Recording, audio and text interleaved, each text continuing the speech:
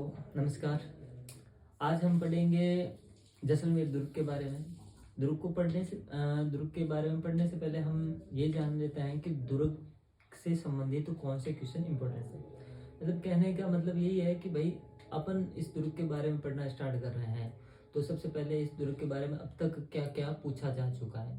तो बेसिकली जब भी इस दुर्ग के बारे में क्वेश्चन आते हैं तो या तो इसका उपनाम पूछा जाता है, या फिर यहाँ पर कौन से दर्शनीय स्थल है उनके बारे में, या फिर यहाँ कितने शाखे हो रखे हैं उनके बारे में, या फिर हम ये कह सकते हैं कि यहाँ पर कितनी बुर्जें हैं, इसका निर्माण किसने करवाया, कौन सी पहाड़ी पर है।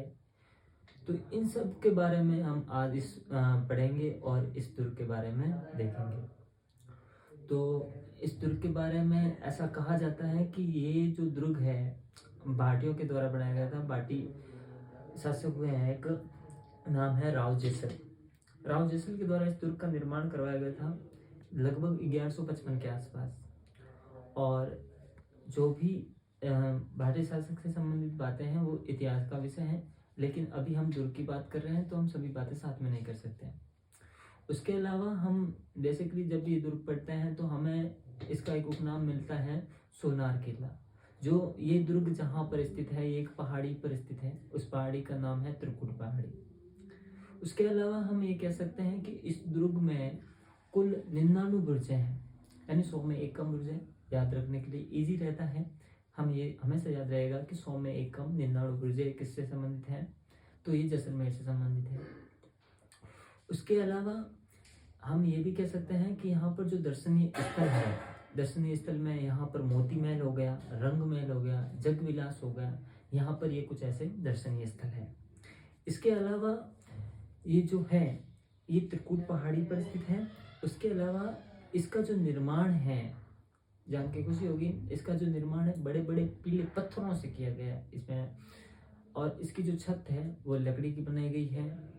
इसके अलावा ये जो किला है ये बेसिकली 2.5 शाखों के लिए प्रसिद्ध है, और यहाँ पर हस्तलिखित ग्रंथों के भी भंडार मिले हैं। यहाँ इस किले के बारे में ऐसा कहा जाता है कि इस किले का निर्माण जो है, इस किले का जो विस्तार है मरुस्थल में। बेसिकली ये तो समझने वाली बात है कि भाई ये मरुस्थलीय क्षेत्र में पड़ता है तो इसका विस्तार मरुस्थल में तो हो गई। उसके अलावा ये जहाज मरुस्थल में पड़े जहाज की तरह दिखाई देता है, या मतलब मरुस्थल में कोई जहाज खड़ा है इस प्रकार से भी है, तो वो भी मतलब समझने की बात है। उसके अलावा एक इसके बारे में लाइन भी चलती है कि गढ़ दिल्ली गढ़ आगरो अधगढ़ बीकानेर भले चनायो भाटियों सिरे तो जैसलमेर। इसी के साथ इस दुर्ग को समाप्त करते हैं। आशा करता हूँ ये दुर्ग आपको समझ में आया होगा, बेसिकली अच्छा भी लगा होगा। धन्यवाद।